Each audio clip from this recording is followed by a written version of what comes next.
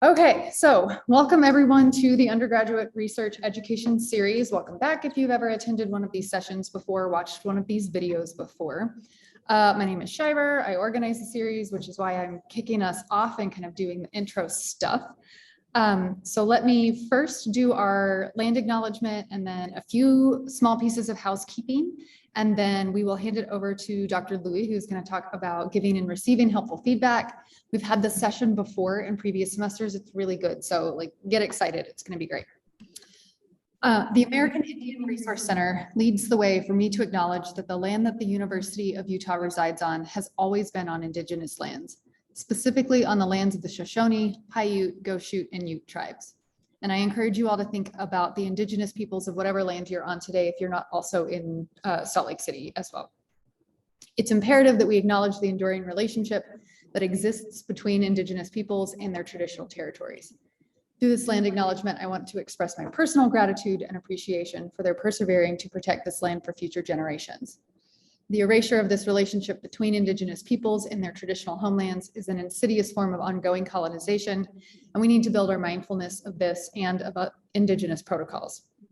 And in my opinion, a first step to respecting Indigenous peoples would be to give the land back. Okay, so then housekeeping things. If you have logged in real time and you are on this Zoom call right now, your attendance for the education series has already been taken care of. You don't have to worry about that. If you are watching the video, oh, actually, I need to do this again. If you are watching the video later to fulfill your education series attendance requirement, please go to the top of the education series page and fill out that evaluation form with your unit so that I can check off that you have watched that video at a later time for the attendance purposes. Okay, and with that, Dr. Louie, take it away. Awesome. First and foremost, can you hear me? Thumbs up, anything? Shiver can hear me. We're in the same room, so I can't get feedback from her. Awesome. Thank you, Jane. Secondly, if possible, it's not a requirement, but I would appreciate it if you could turn your camera on. It is nicer for me to see faces, but I understand that if you're not in a position to be able to do that, that's absolutely okay. All right, so I'm going to share my screen, except that Shiver, when you logged in, there we go. All right.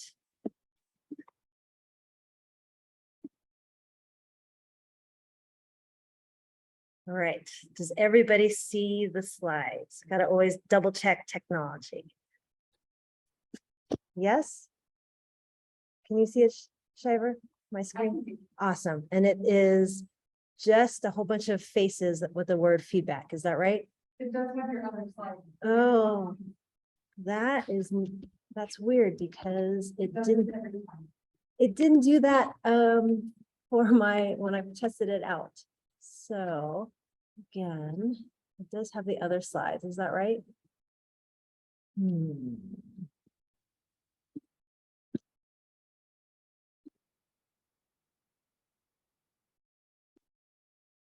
Let's see. Trevor, do you know if there is a way to undo that, or do I have to just do a slideshow? If you go to view, or reading view, that means you won't have your slide notes, but that's on the And then,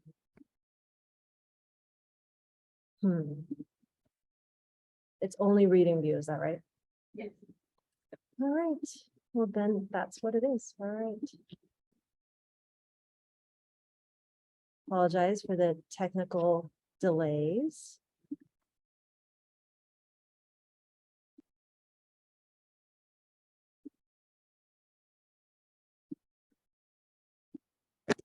All right. Now all you see is that. Yeah. Great. All right. Let's talk about feedback. So if you look at Google, Professor Google, you'll notice that feedback is information about reactions to produce dang it, sorry. Here we go. Move your faces out of the way. Reactions to a product, a person's performance of a task, etc. Ultimately, this information is used for a basis for improvement. Another definition for feedback is a screeching, rumbling, or whining sound from an amplifier, a speaker, right? This is one of the reasons why Shiver sat in the back, so we didn't get feedback. And I like this for this talk because when we think of feedback, although even when we think of improving performance, we might be thinking to ourselves, oh, it's actually kind of a whining sound to me and I really don't want to get feedback. So the fact that we have this other definition that refers to electronics, it actually kind of refers to us as well too. Now we get feedback all over the place. We get feedback from our own voices, right? That inner voice of judgment, if you will, telling us what we can and can't do. We get feedback from our parents, our friends, our teachers, our loved ones, strangers give us feedback. And so we're just getting bombarded by feedback every moment of the day. We also might have the opportunity to give feedback. And so in this presentation, I want to unpack what feedback is and some tools that you might use to be able to use feedback to better serve our lives. So let's first talk about that inner voice, right? That feedback that we give ourselves. Now, I don't know about you, although I can probably make an assessment that your inner voice isn't always the nicest to you, right? That inner voice is giving you feedback of, I can't, I shouldn't, I'm going to embarrass myself. I'm not strong enough. I'm not smart enough. I'm not pretty enough. I'm not handsome enough. I'm not fill in the blank enough, right? And that voice never seems to go away. That voice is with us all of the time. You can't get rid of your own voice. So one of the things that you might hear is, hey, don't listen to that voice. You listen to your other voice. Well, the problem with telling yourself, don't listen to that voice, is the word don't. Now, whenever you hear the word don't, usually you have a tendency to affinity, if you will, to actually want to do that thing. Don't touch that. Don't look over there. Don't where? Right? If you have been around kids ever, and then you'll know that don't is almost like saying, please do this. Don't touch that. What part of don't do you not understand? I just told you don't. I know, but then when you said don't, I really wanted to do that. So I have 3 12-year-olds, and I had a conversation with them on this specific thing. And they were all like, Mom, when you say don't, I don't know what it is. I just really want to do it then. So when we tell ourselves, don't use that negative voice, we're actually priming ourselves to look for that negative voice. And as humans, we are the best species on Earth at having negative, what's called a negative bias. Now, you don't usually have dogs telling themselves, oh, you know, I really didn't fetch that stick fast enough. Humans are one of the only species on Earth that are pre-wired to look for negative stuff. In fact, it's actually what kept us alive in the caveman days. Be careful of that predator. That tiger has some big teeth. I probably shouldn't go into those lands over there. That caveman might take his crew and beat up on us, right? So all of that negative bias helped us stay alive. Unfortunately, although our brains haven't actually evolved that much from that time, we'd like to think that we have, evolution takes a lot longer than we'd like. And so we have that same caveman brain, but we don't usually have our lives threatened every day. So because we have this negative bias, we apply it with our inner voice to things that actually won't kill us. you're going to fail. You shouldn't eat that, all of these things. And so it's that same primal negative bias that tells us all of these terrible things. So what can we do? Well, when that negative voice comes in, yes, you can say, okay, I'm not going to listen to you right now. However, you can flip the script and use that negative voice and turn that meanie into your best friend.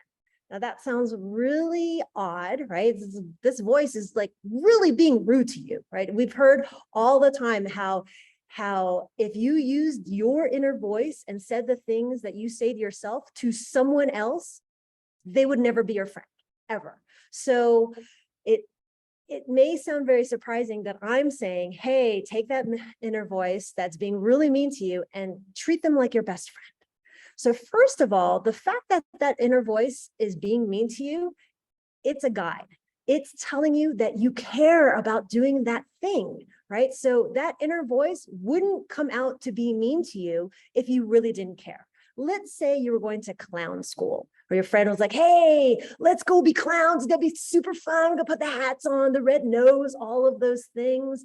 And you're like, I don't want to be a clown. I mean, that's cool. That's fun for you, but I don't have clown aspirations. And likely in that situation, if the friend's like, come on, I don't want to go by myself. You're like, okay, it'll be fun. Your inner voice is probably not going to get on your shoulder and say, you're not funny enough. What do you mean? You're not going to fit that clown costume. I can't believe you're going to put a red nose on your nose, right? So that's telling you that it's something that you really don't care about, don't want to head in that direction. So that mean voice of yours, when it comes out, is like a guide. It's like saying, it's telling you, whoa, you really want this. So I'm going to protect your ego. Now, what does that mean? Your ego is there, that negative bias, like that's scary, that's change. I mean, I really want that, but oh, I'm setting myself up to disappoint myself, right? Because when you actually want something, then and you don't get it, then you're disappointed. And so that voice is saying, hey, if you try, you're going to get disappointed. So first and foremost, when you hear that negative voice, let it be a guide. Let's unpack this and think to ourselves, well, I must really want this, right? You're not smart enough to pass this class. Well, I must really want to pass this class. So that's first and foremost. The next thing is that mean voice of yours is pointing out your weaknesses, which is what really sucks. It's that judgment. But the good of it is if you sit it down and say, hey, tell me, what do you think is the problem? You're not smart enough. Really? Is it really that I'm not smart enough, or do I just not know the material now, right? So you can take a piece of paper down, say, okay, I really care about this. What is my mean voice saying? And what are actual steps that I can do to overcome this feeling that that is presenting itself from this mean voice? You're not smart enough. You don't know the material. Okay, well, that's fair. I'm going to learn that material. You're going to embarrass yourself by getting in front of all those people and performing. Well, maybe I should practice so that I don't freeze up when I give this performance. So letting all of those things, all those items that the mean voice is telling you are basically setting yourself up to be like, okay, these are all the weaknesses that I can prepare for. One of my favorite quotes from John Wooden, who was a basketball coach at UCLA, he used to say, not preparing is preparing to fail. So failing to prepare is preparing to fail. And one of the best ways to kick that mean voice to the curb is over preparing, right? Is saying, okay, I don't know this material right now, but I will. And I've done the problems, I've read the book, I've looked at Professor Google, I've done all the things, I've done study sections, we have groups of my friends, and we go back and forth and we brainstorm. And when you do that, you'll notice that your anxiety level goes down.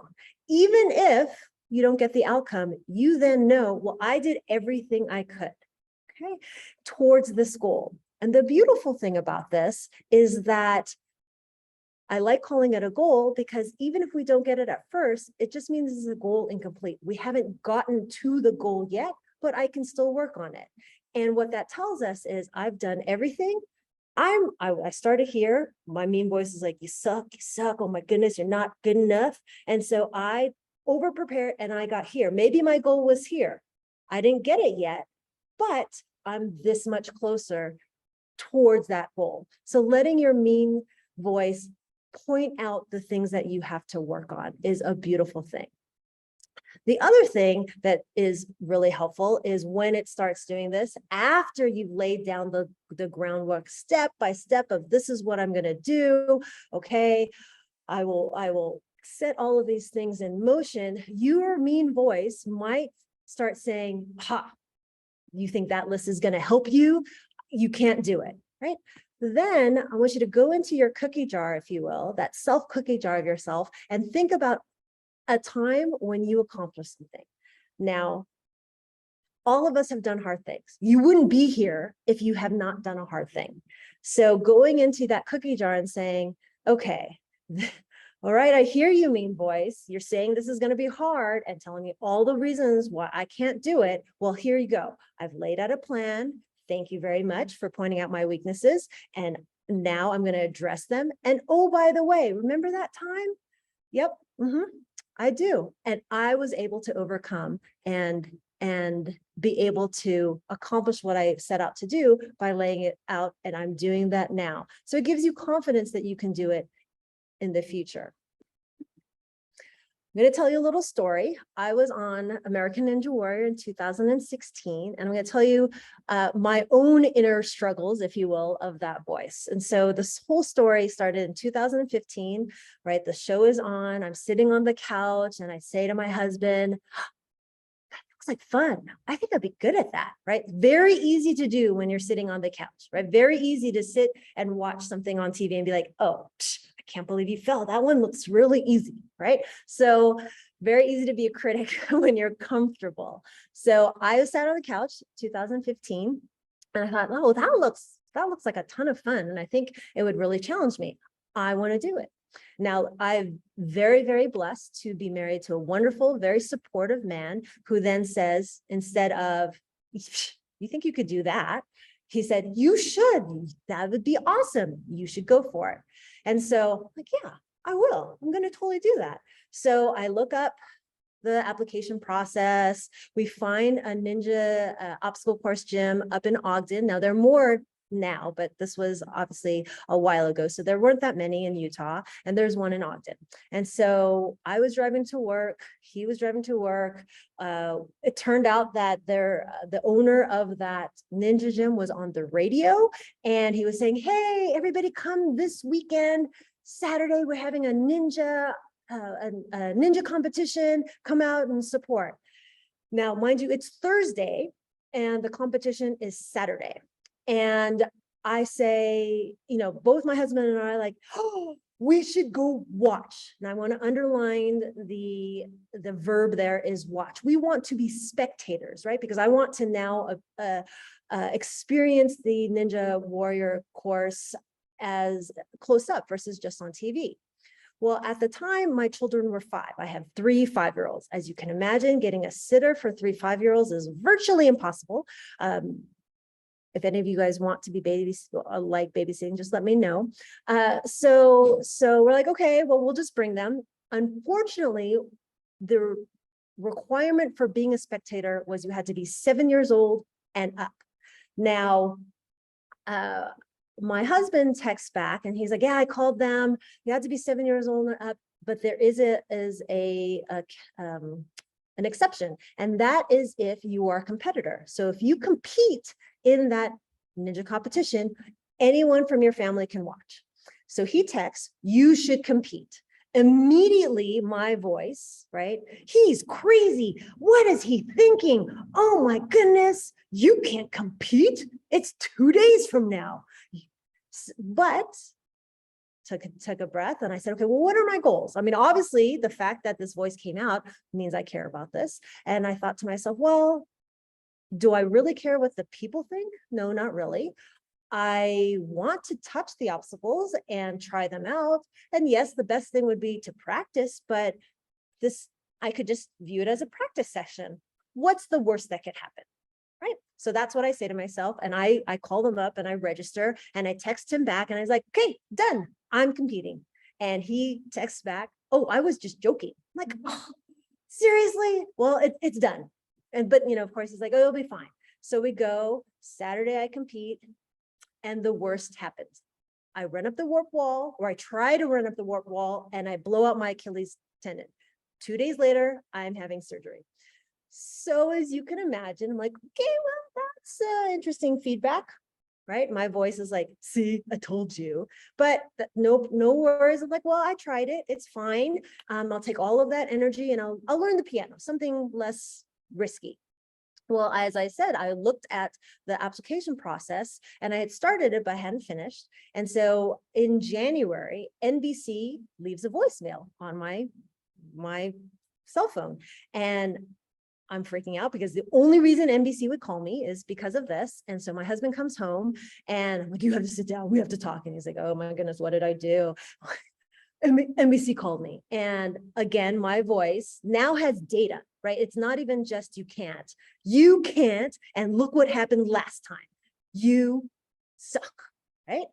So my husband, being very supportive, he's like, well, let's unpack this for a moment. Your voice is there. What is it telling you?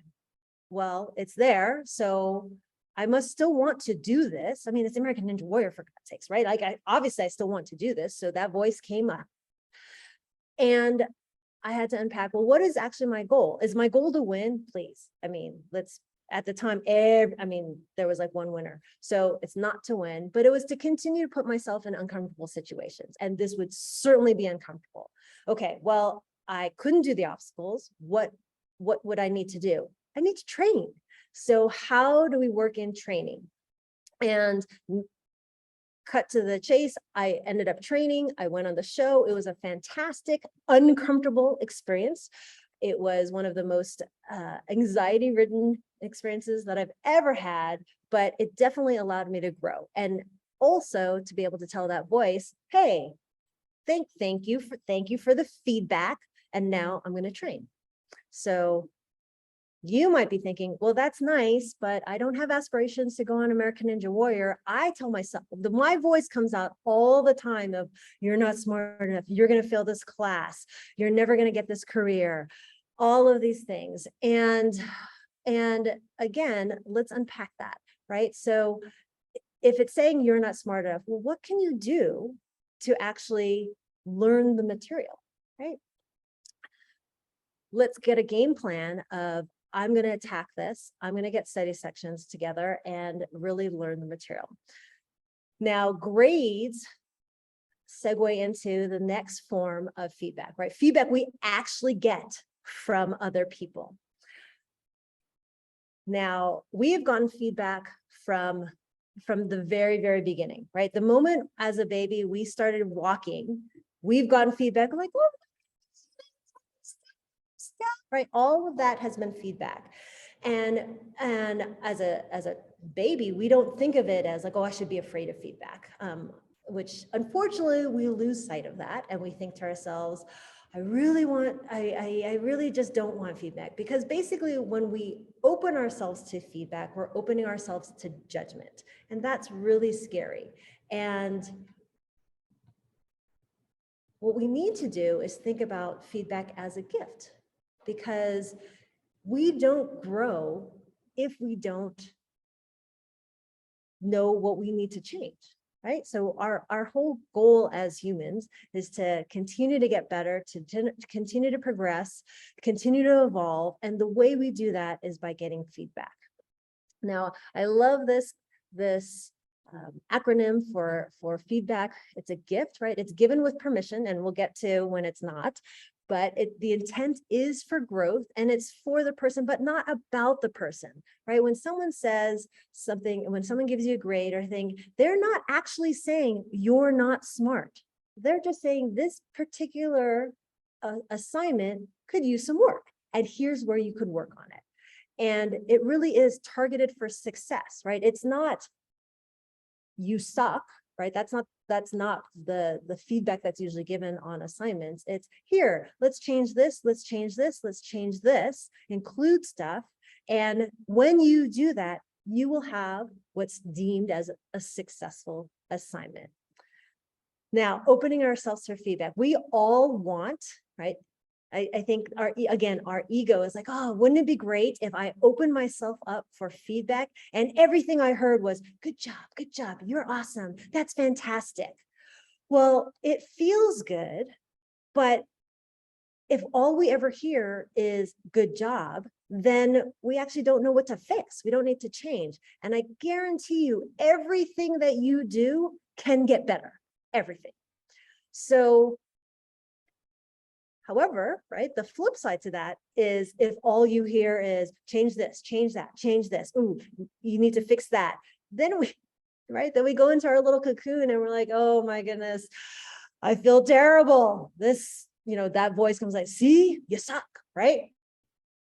But we need to approach feedback open-mindedly so that we can get information on how to get better.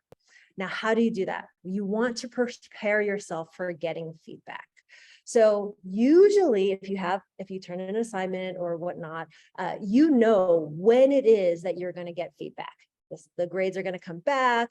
You might have a performance report. You might have an opportunity to give a talk and get questions at the end or feedback from the audience, which I'm hoping that I'll get today as well too.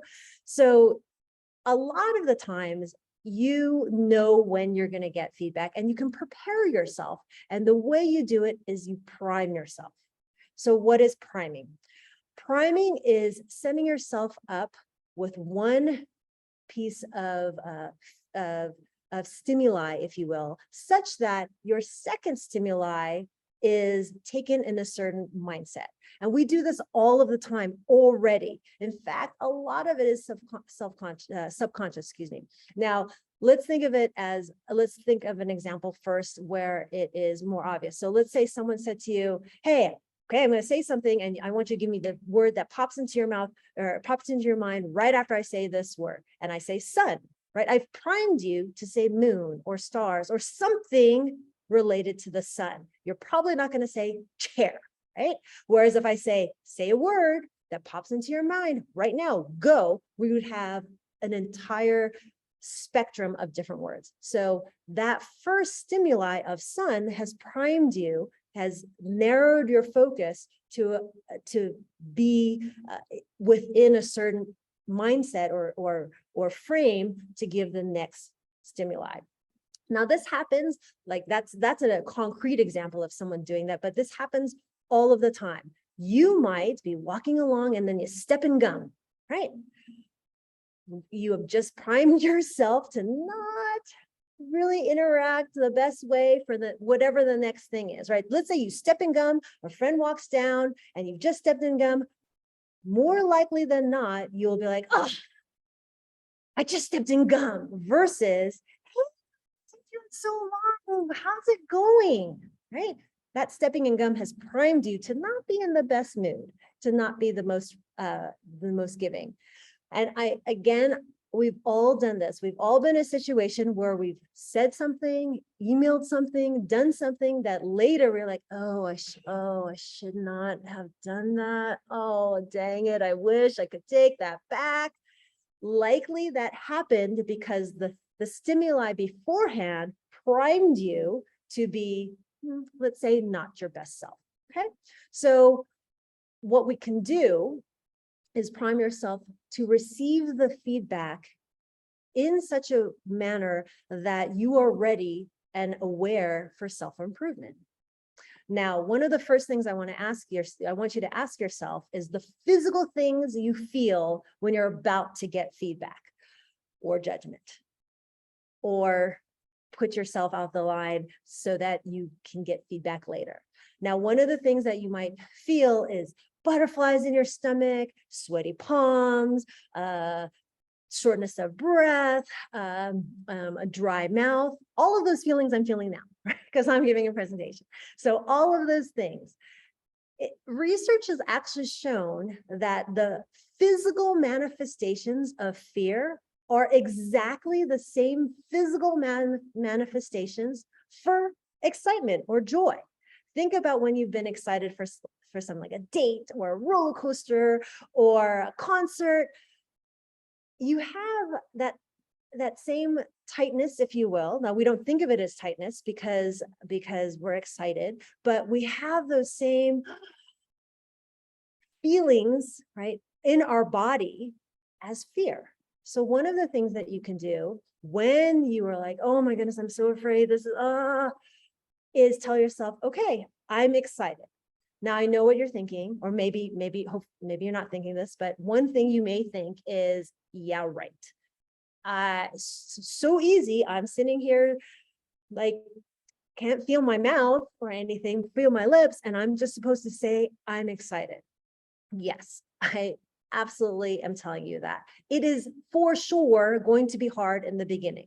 In the beginning, your other voice, after you say, okay, I'm excited, is going to say, well, that didn't work, right? But the more you practice it, the more you're going to believe it, right? It's just like a muscle, if you will, or a habit, right? The first time you brush your teeth when you're a toddler, using that toothbrush, you're like, I don't know how to hold this or anything, but I guarantee you at this point, nobody thinks to themselves, how do I hold my toothbrush? You've been practicing that forever. And this is the same thing. So if you practice telling yourself, I'm excited, it's going to get easier. And what you'll see is that in these moments, you'll come to realize, okay, I need to look for these moments because I know that I'm going to get better. And that's something you absolutely can get excited about. The other thing too is to check your ego, right? That's that negative voice saying, we don't want judgment, we don't want feedback, we want to stay safe. If nobody says anything bad, then I'm safe, right? Well, that's your ego talking. And so remind yourself, okay, ego, yes, I hear you, but I know that I want to know more, right? I want to expand my horizons. And to do that, I have to get this feedback. So step aside, ego, I'm excited. And whatever is said, I'm going to use to improve. When you do that, you are cultivating a growth mindset. Now, research done by a pioneering, now variety of people, but Carol Dweck really pioneered the definition of fixed mindset versus growth mindset. And the fixed mindset is something where we view ourselves as we cannot get better. This is it. I'm born with natural talent, and my natural talent bucket is X high, and it's not going to change. A growth mindset is, okay, I am born with X amount of talent, but if I work really, really hard, I can take whatever that level is and continue to make it grow, right? And what I love about this is using it to remind myself, right? Because the default with our negative bias is, you can't do that. You've never been able to do that. It's not who you are.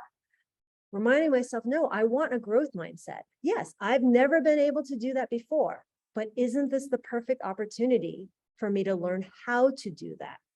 When I do that, not only am I cultivating a growth mindset, I'm actually using my brain. I love this. I hope this works. This is just a clip from scientists measured the electrical activity from the brain as students confronted an error. On the left, you see the fixed mindset students. There's hardly any activity. They run from the error. They don't engage with it. But on the right, you have the students with the growth mindset, the idea that abilities can be developed.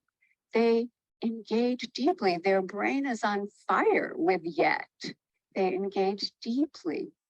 They process the error. They learn from it and they correct it. Great. So it did work. And what you saw, right, is that having that growth mindset is making your brain work. And that's why we're all here. The other thing I want you to remind yourself of is, what is the intent of the person actually giving feedback, right?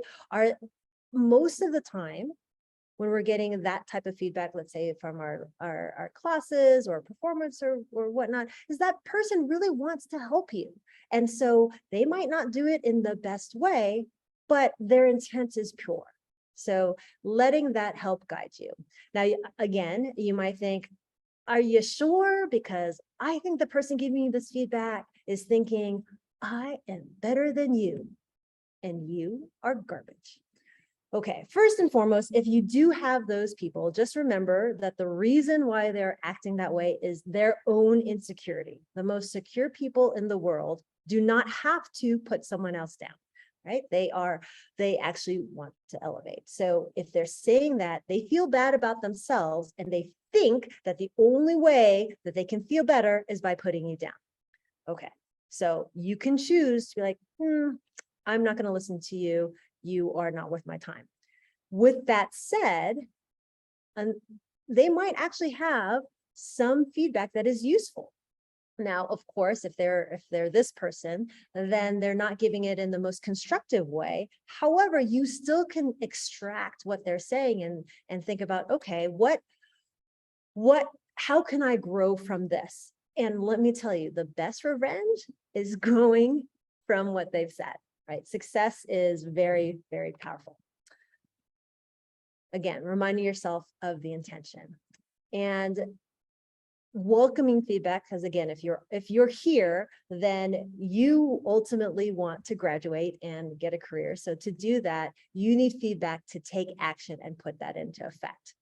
Now, I don't get grades anymore, right? I have stopped taking classes. It's been a long time. However, one of the things that I do as a research professor is submit grants. Now, how submitting grants works at a research university is all the research or most of the research that's done on campus is funded outside of our own salary, right? So we're paid to teach, but we have to fundraise to do the research that we propose to do within our departments. And one of the ways to do that is to write a grant. You submit it to federal agencies like the National Science Foundation or the National Institute of Health. And let me tell you, it is brutal, right? You submit your 15-page report and say, I'm going to do all this amazing stuff. I'm going to change the world. An entire room of panelists rip your grant apart. And that then gets summarized and gets back to you. Now, some of those feedbacks is, I have a couple of here. There's a comic called PhD Comics. It's hilarious if you're in academics, but it does have some things that have an example of the type of comments one can get on a review. For example, this is poorly written. Okay, well, that's kind of vague, actually. Or how do you write it better?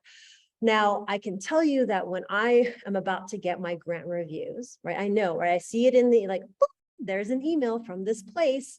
Okay, I know exactly what this is. So what can I do? I can prime myself and say, okay, I'm going to read these reviews, and these reviews are going to help me make my grant better if it didn't get funded. That's what I go in with. Now, the natural response to some of these reviews, right, is I didn't see the mechanism, let's say, for example. And I'm sitting here thinking, it was on page 2. What, are you blind? Oh my goodness, figure 2, right? And I could respond with, this reviewer doesn't know what they're talking about. But the truth of the matter is, if I say that, doesn't get me any closer to getting the grant. So what that tells me is, okay, I must not have been clear enough to to point out to someone reading this that it's figure 2. How do I make it clearer? How do I distill that information down? I didn't understand that proposal. Okay, how do I make it clear? Right? So even though there are brutal reviews, if you can prime yourself to be like, this is going to hurt, but it will make me better.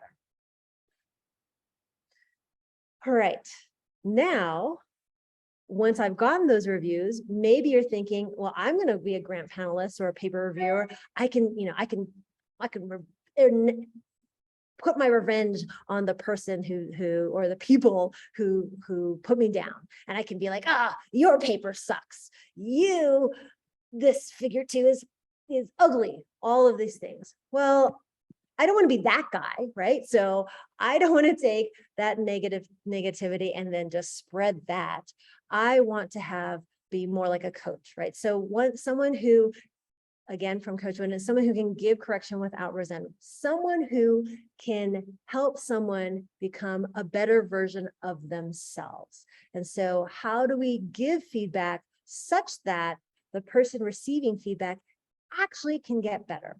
Now, first and foremost, you got to check your intent. Why are you giving that person feedback? Now, there are a variety of different reasons to give feedback. One is, right, we already said, you can boost someone's mood, right? Hey, I really like that dress. Oh, your shoes where'd you get those? Those are fantastic, right? Some random person accosts you on the street and says, hey, I really like your hair. You feel pretty dang good, right? So you can boost someone's energy by doing that. You also can develop a relationship with your friends or your family by increasing that interpersonal communication. You can raise self-awareness. Maybe someone doesn't really know what they're doing, and by you giving feedback, they become more self-aware. We're going to focus more on, in this case, in improving performance, because that's, at least at the academic level, primarily the feedback that we get. I want you to have a better paper, a better grade, a better exam, a better portfolio, you name it, right? So that is one asset of your intent. So here are some things that you might give as feedback, right? You've got so many typos. It makes you look careless. Oh, your manuscript is laden with grammatical errors. Your work is sloppy. Why did you move around when you were presenting? You jump all over the place, and I just can't. I do not understand what you're trying to say at all. Now, you might be thinking those things, but I want you to reflect for a moment. If you say those things to someone else, how are they going to feel? Defensive, right? They're going to be like, I thought you were my friend. My goodness. Right? Their walls are going to go up, and they're going to be like, fine. Right? Hopefully they've primed themselves and like, okay, well, I know I wanted feedback and grammatical errors. Okay, I'll fix those. Right? But you have a chance to give them feedback. And if you do this, you're counting on the fact that they've primed themselves, that you might actually be setting them up for, let's say, less improvement, because they're immediately going to be defensive and not want to fix anything. On the flip side, right, if you're like, I really like your use of color. I understand that point. It was so clear. That was a really interesting conclusion. Made me think. I've seen what you had to go through, really way to push through those setbacks, right? All of these things make that person feel so good, right? Again, it is that positive reinforcement that we all crave so much. Now, if you only do this, then they're gonna be like, cool, awesome, but I haven't really, nothing I can fix there. Okay? And as we said before, there is always something that can get better, always. So what do you want to do? You want to have them get a hit of dopamine. And dopamine is the neurotransmitter that exists, that comes flashing to life in your brain when you get those good comments. Dopamine has been linked to motivation. And it is the thing that we feel when we shop, when we play video games, when we smell chocolate chip cookies from the oven or anything like that. Anytime we feel joy, if you will, that's dopamine doing its handiwork. The reason why it's been linked to motivation, right, is because it opens us up, right? We feel good to getting that feedback. And so here's a really cool study that they showed how rats basically were the dopamine measured in rats correlated with them learning new things.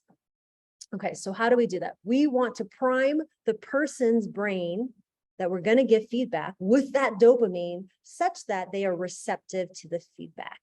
And so a way to do this is what we call praise, correct, praise, right? We praise them by priming their brain, having good stuff, and dopamine is flooding in, and then we correct. But notice I've put the word enhance, right? We're taking what they've done and making it better, enhancing them. We can use other words for enhance: heighten, raise, intensify, improve, boost, augment, strengthen, right?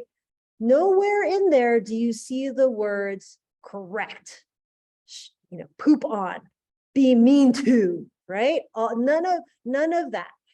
So, because again, our intent is for them to get better. And so then we want to end with another good thing, right? So you want to anchor your praise, pick something very specific that they've done well within the thing that you're correcting, provide feedback, opinions, judgment, if you will, that will allow them to take this thing that they are presenting to you to get feedback, they'll allow them to increase that effectiveness. And then end with, and if you do that, right, then it'll be so much better with a bright future. The thing you want to avoid is the poo filled sandwich, right? This is not really called poo, but this is PC, right? So the poo filled sandwich. And what does that mean?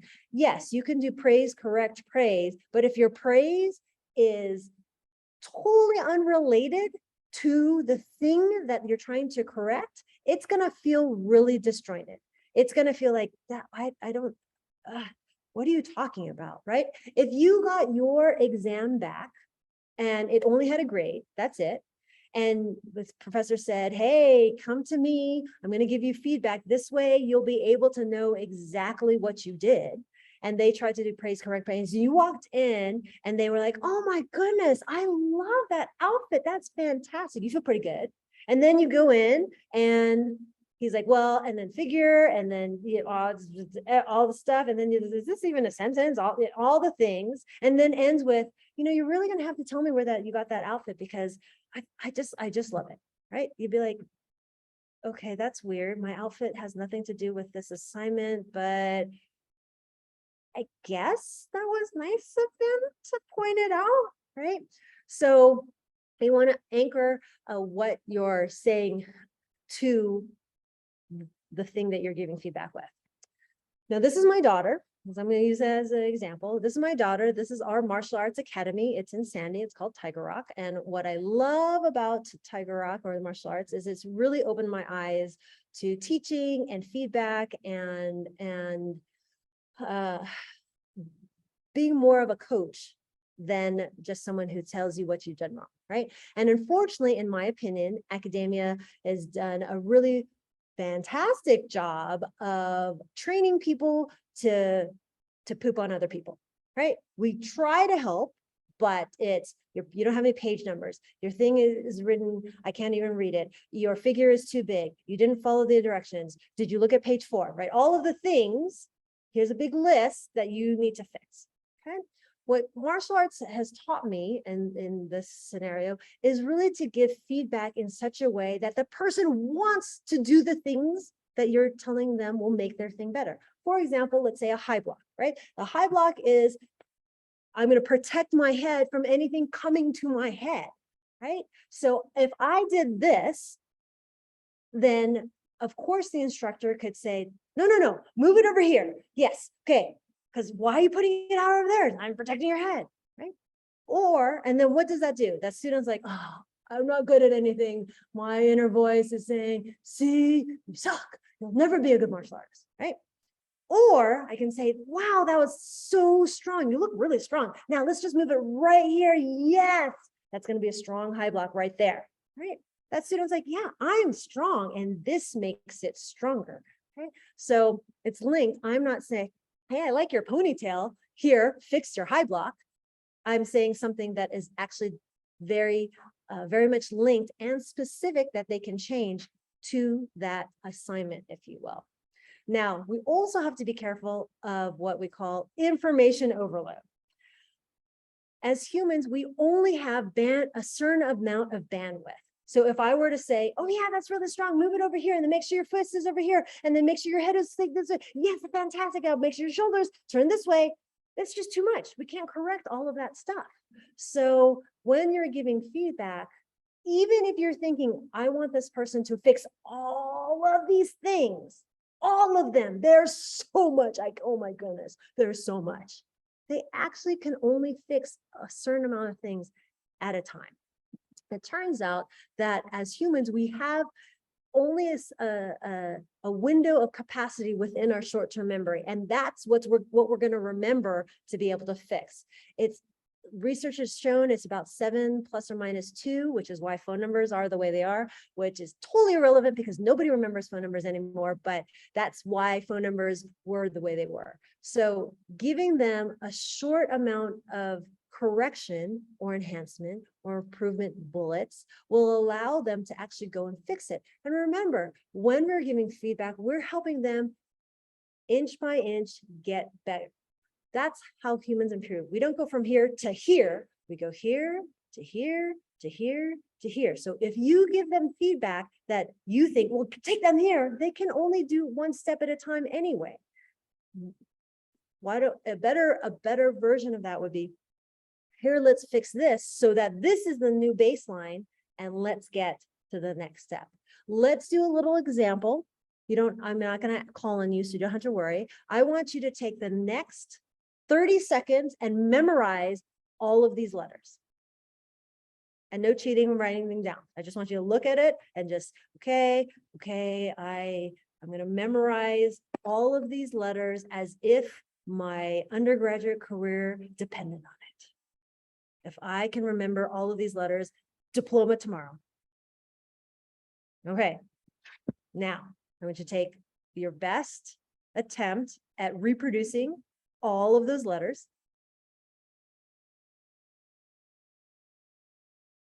Okay, there were 42 letters. Do you guys remember? Give me a thumbs up if you're like, yeah, I totally know all of them. No, right? I mean, I even made it a little bit more straightforward that the A's were together and the E's were together and stuff, but it's still really challenging. I could have really scrambled it up, but this was a little bit more challenging, but it's still really difficult. However, if I put it in this context, so all of those letters spell out the words, give correction and feedback without resentment. That is 6 words, way easier to remember 6 words than 42 items. And that's an example of that information overload. So I want you to think about when you're giving feedback, what is it that I'm giving feedback on? Is it a presentation? Is it an exam? Is it someone's outfit? I don't know. How are you, who are you giving feedback to? What is your intent? What is that thing?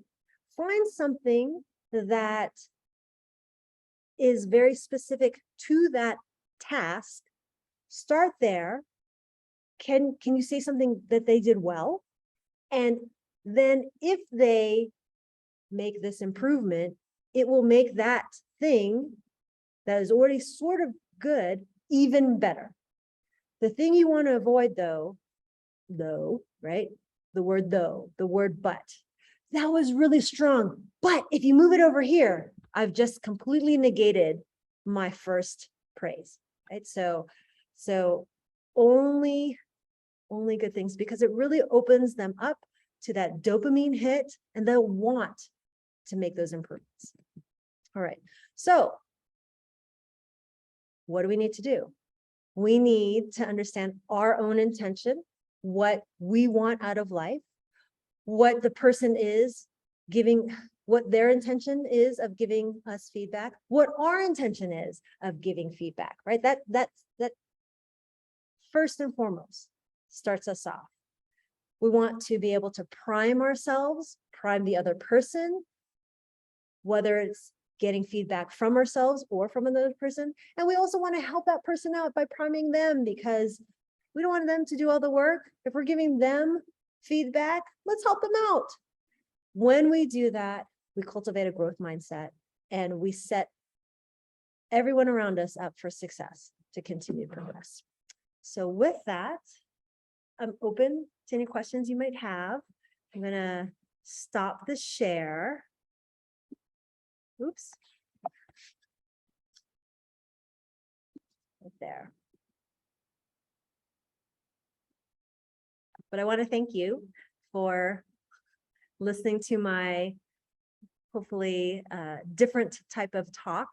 And oh, look, you can see Sophie on the screen behind me. So you're part of the talk as well too. Any questions? You can unmute or you can type them in the chat, either way.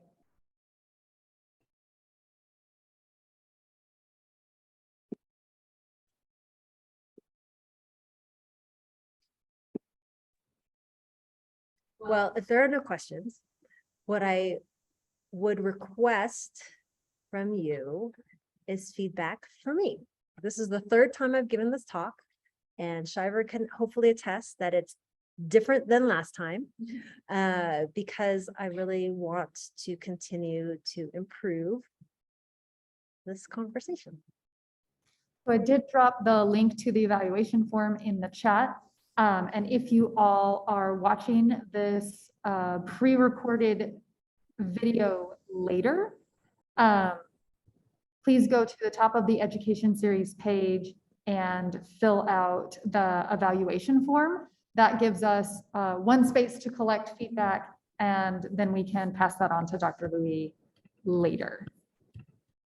And with that, I'm gonna share our kind of uniform closing slide and end the recording and the event. Please do fill out the evaluation form, though. It's super helpful. Thank you. Bye.